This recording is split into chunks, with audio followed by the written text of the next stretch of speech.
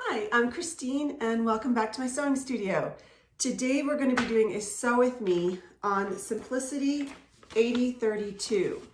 It's actually going to be these elf legs right here.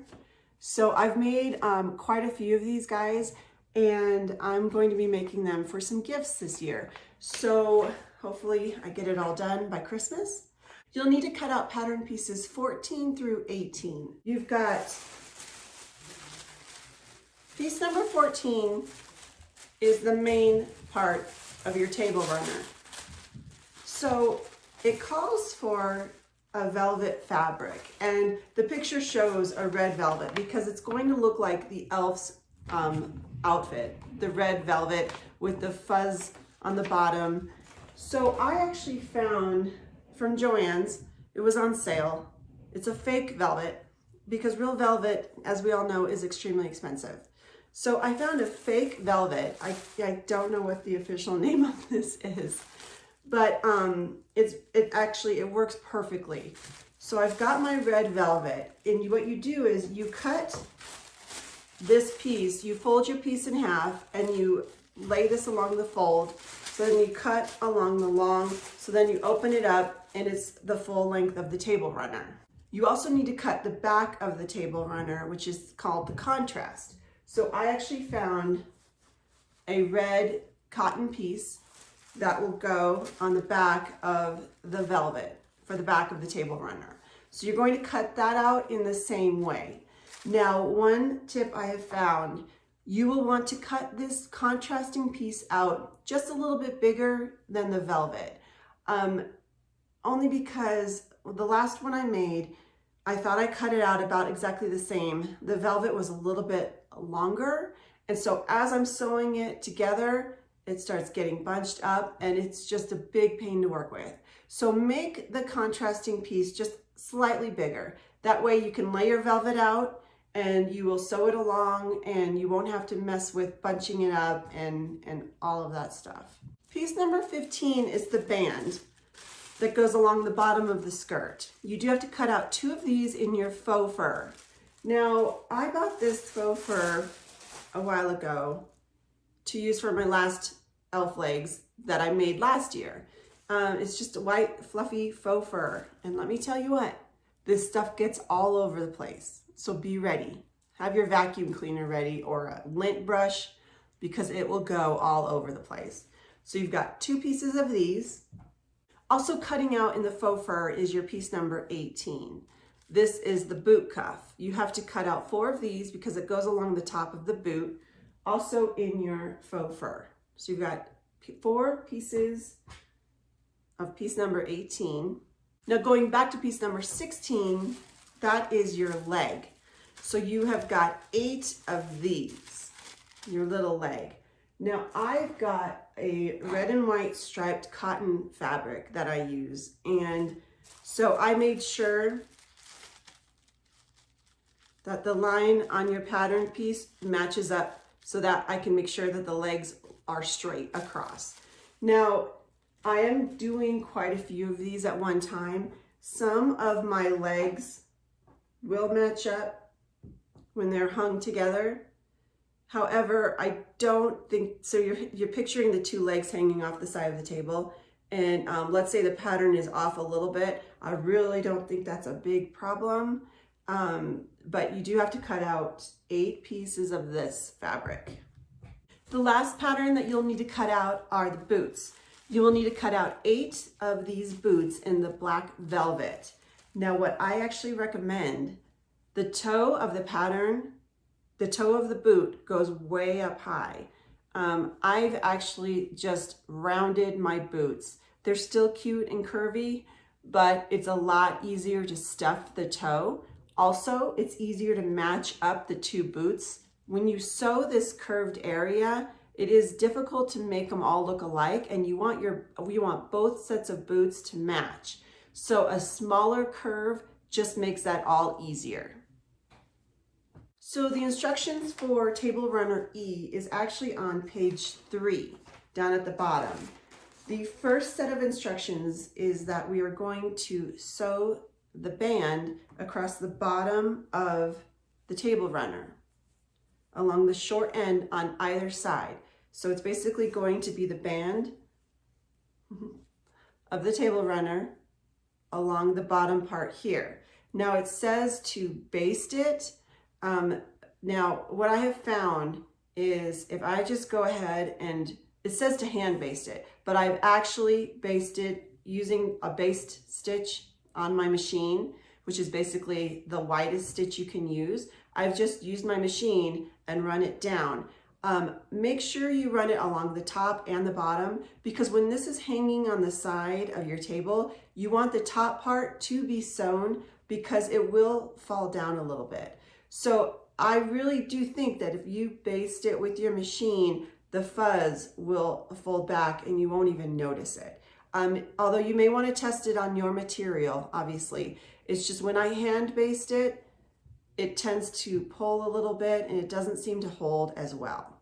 So go ahead and do that on both sides of your table runner. Okay, I have gone ahead and sewn on the faux fur band along the bottom of my skirt. You do kind of see a couple of the lines a little bit, especially in this lighting, but I've made them similar in length, distance, so it kind of just blends in. You also don't really need to worry about the edges because you will be sewing all along the edges of your table runner. Now the next step is to do the same with the bands along the top of your boot. So along each, so you've got two boots, make sure you have two different sides and put the bands right along the top, just on one side of your boot. So just like that. So go ahead and sew those on all four boots. I have got the fur on all four of my boots now. There's that one. Step number 3 says to sew your leg onto your boot with right sides together. Now the picture makes it a little confusing, but basically what you're doing is you're taking your boot, the right side, and your leg, pinning the leg right side to right side, and then you're sewing along the top of the boot right here. So then when you flip it up, it'll be just like that. So you will want to do that on all four of your boots. So you will have one boot without the fur, although there's fur everywhere right now, and you'll pin that to the right side of the boot like that. So then it'll be like that. Now make sure you have both boots correctly. In fact, what I recommend you doing, pinning your legs to all the boots and then holding them up together like this. So then you can flip it and you make sure you have the correct sides of your boot to the correct leg. There's so many of them and you just want to make sure you've got all the correct sides. So this is an example of one boot. I'm not sure what side this boot is. I guess it's the left side. So I've got the fur part with the leg and then the back of the boot with the leg. I've also made sure that the stripes have matched up. They're both the white stripes along the top. So when I match the boot up and sew it, the stripes will be fairly close together. When I do sew it, I will make sure to pin the legs together and make sure the stripes are matching up. Now, also make sure when you sew along the top of the boot that the legs are at the same angle, because when they flip up, they will be sewn together. And you don't want one leg, I actually had to repin this. My leg was a little at an angle, so I straightened it out a little bit. So then when they match up on top here, they'll be just like this. And I'll be able to sew them together. So right now though, pin them all along the tops of your boots. Make sure they all look like this, basically, each of your boots. And then go ahead and just sew the leg along the top edge of your boot. Okay, I have sewn on my leg to all 8 legs. So it looks like this. There's the front, and then you've got the back of the leg, or the back of the boot. Now you're going to want to match up both of your boots. So right side to right side, like this. Now, like I mentioned before with the stripes matching up, it is not a big deal. If they don't match up, nobody will notice. So don't stress that about the stripes matching up, in my opinion. But what I do think you want to do is make sure the tops of the boots match up. So what I've done is, like on this one, I will go and I will match up the tops on one side, then I'll open it up just to make sure that the top of the boot matches. And then you pin them all down. So you've basically got this, you've got it all pinned together, and go ahead and sew all the way around, but leave this top portion open. This top part stays open, but you will sew all the way around the boot. And that's also why I recommended a smaller toe. Just try and keep all your stitches similar if you can, so when you turn them inside out and stuff them, the boots look pretty similar.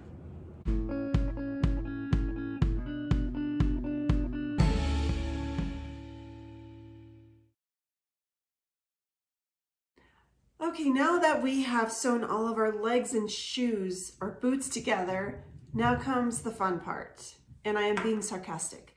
Now we have to turn everything right side out. So you're going to take everything through the leg and you're going to pull this puppy out.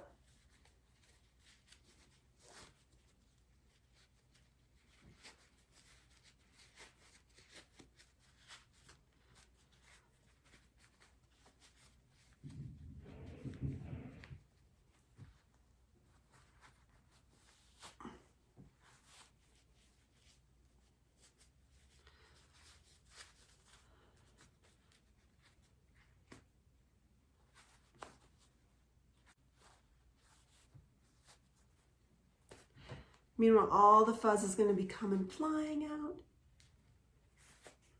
You got fuzz everywhere. Okay.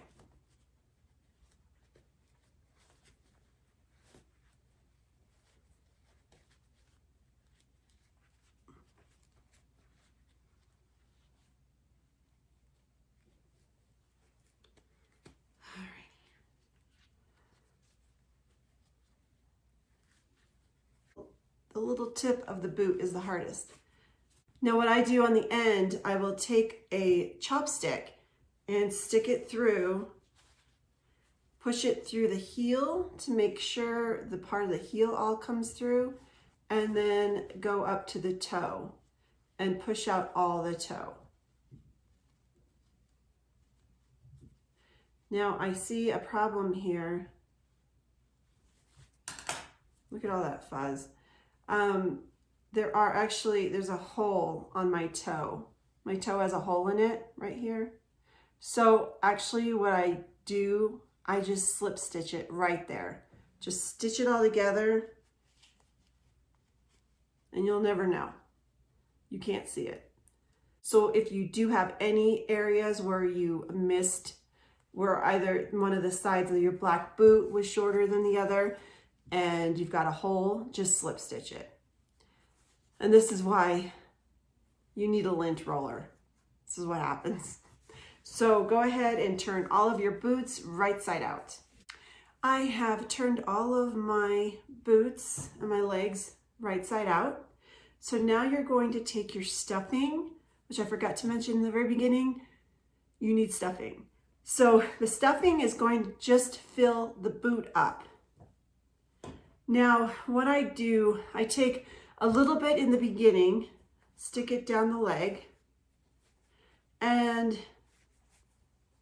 I actually use a wooden spoon to kind of just shove it in there. You can use your chopstick, but the spoon just covers more area and it makes it a little bit easier. So when you get down to the toe, that's when you're going to want to possibly even turn your spoon the other way and shove that stuffing into the toe. It's easier to do a little bit at a time in the beginning to get it into the toe. And then once you hit the toe and fill that part up, then you could just shove more in at one time to fill the rest of the boot. So you're going to want to pack that in, and like I said, fill it up to the top here. Once you fill it up, go ahead and sew right along, just sew right along the edge. So if you're at the point where I've got red, black, and white on this boot now, I think what I'll do is probably just stitch by hand using a little bit of black thread, because I could cover it up in the white, and just stitch a little bit along the top edge here of the boot. Just a couple areas just to hold that stuffing in. So you're going to stuff all 4 boots. Okay, I have stuffed all my boots. Now, one thing I want to mention, when I was sewing the boots, I used a white thread because I just completely didn't even think about it, honestly. Last time I made these, I used a white thread along the legs, and then I sewed the boots separately with the black thread. So I thought, well, you know, it's okay because I'm going to turn them inside out. You won't see it. Well, you do see it. When you stuff it, you see the white thread. So I had to go through and do little touch-ups. I just kind of took some black thread and sewed along the seam there to cover up the white thread. But try and remember to just switch out your thread. It is not worth it. I've been sitting here for about an hour touching up the little white threads and stuffing the boots. Of course, that takes a while too. I also tried, when I mentioned about sewing off the top of your boot, if I had my white fabric down here by the boot, I would have used white thread to sew the boot, because I could have just gone right along the edge here and you wouldn't have seen it. So I thought, well, I'll use some black thread and do it one little knot here, and the white fur should cover it up, but it doesn't cover it up completely. It showed it a little bit. I think I've got one where I just wasn't able to pull the black thread out, but I pretty much clipped all of those. The thing is, I can't see the stuffing falling out of this, so you should be okay. But on my next ones that I make, I'm going to try and remember to put the white part up against the boot. That way I can tie it off. If it doesn't work out, again, it's not a big deal. I do not think the stuffing is going to fall out.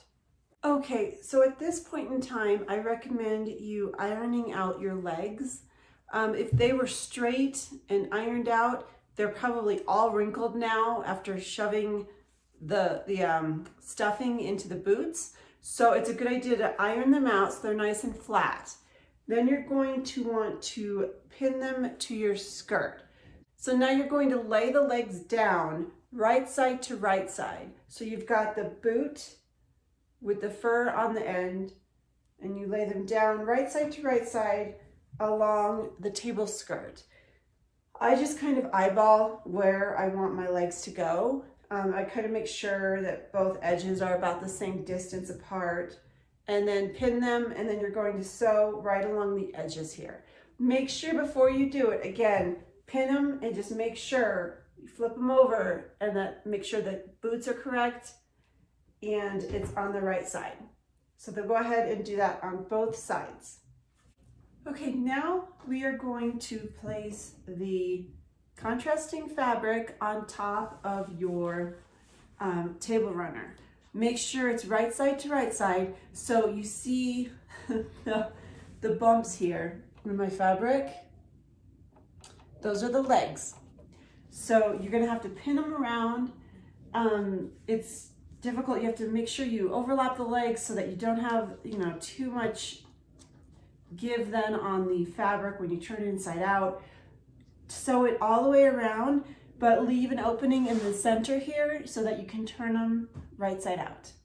So go ahead and do that now. So I've sewn my skirt all the way around, and then I turned it right side out, and then I went ahead and slip stitched the opening to close it all up, and I'm all done. So there you go. Let's get this guy straight. Here is your elf leg table runner. So this hangs over the side of the table, and then you've got your other end down here. I think it is adorable. It's definitely unique. I hope you had fun making them.